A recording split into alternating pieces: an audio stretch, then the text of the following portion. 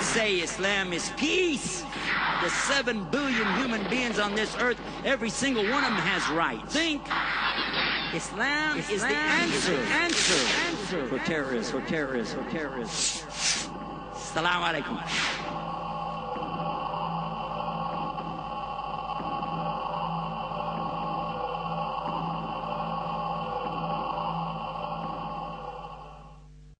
Bismillah, alhamdulillah, wa salatu wa salam ala Rasulullah. Wa ala alihi wa sahbihi ajma'in, ashhadu an la ilaha illallah wa la sharika lah, wa ashhadu anna Muhammadan abduhu rasul ma ba'd. First of all, I want to extend the salams, the greetings of peace, to all of my brothers and sisters here in Bangalore, India. From our country, we have many Muslims, I don't know if you know this, in the United States of America. In fact, many of them came from right here in India. And all of them want to be sure that I give big salams to everybody, so inshallah I'll do that right now. Assalamu alaikum rahmatullah. The second thing is that I turned out to be a real Muslim after all. And how is that? Because I noticed a difference in timing. In my country, everybody's real punctual. They got a big thing about being on time. And you know what? I must be a Muslim because I was late tonight. We have in our country what we call Eastern Standard Time, EST. Then we have CST, Central Standard Time. MST, Mountain Standard Time. Then we have PST, Pacific Standard Time. And then we got one for the whole country for the Muslims there. It's called AST, Arabic Standard Time, which is about an hour behind everybody else. In any case, the subject tonight really is a very serious one. So I think it's important for us to pay very close attention to this subject. The subject is about Islam versus terrorism. Usually I see them right on the banners. It will say Islam and terrorism, but I want you to be sure you understand versus terrorism. When there's going to be a fight or some kind of a bout, a boxer is going to come to town and they're going to fight it out, they put the name of one and then VS and then the name of the other one. This will be, for instance, Folsom versus Shylock. And that means these two are fighting against each other. So this is why I want to say Islam versus terrorism, because certainly one fights the other. In our country, there is a very big misconception about Islam versus terrorism. I'm sure that there's a certain amount of that all over the world because of the tremendous hype that is being received everywhere through the media. And so the first thing to do is talk about the media. Media is a way of communicating ideas and information. And it's a very important thing for all of us. This is something that's been going on since human beings knew how to speak, is for people to go into places and share information from other places. This is not new at all. As a matter of fact, that's how Islam spread, exactly through media. Versus the sword, meaning Islam didn't spread by a sword. It spread by media. Media or stories is called hadith. All right? In Islam, we have a science of media or hadith, and it helps us to determine whether or not the information being presented to us is accurate. For instance, if someone says to me that Abdullah said to Abdurrahman, and he said to Aisha, and she said to Sheikh Jafar, and Sheikh Jafar said to me, the only person you're looking at is me.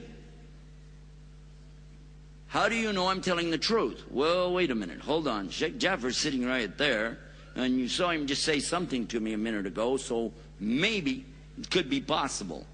The other people are not here. The only way we'd be able to check that out now is to ask him, what is the veracity of Aisha, the one who told it to him? Do you know Aisha? And if he said, well, not really, then how valuable would that information be? Likewise, if we ask Aisha, if she's here, we said to her, what about Abdurrahman and Abdullah? And if she says, I don't know who they are, or I just met them yesterday, then what is the value of this hadith or media? Pretty much nothing. Okay? But for sure, you want to check out the one who's talking to you.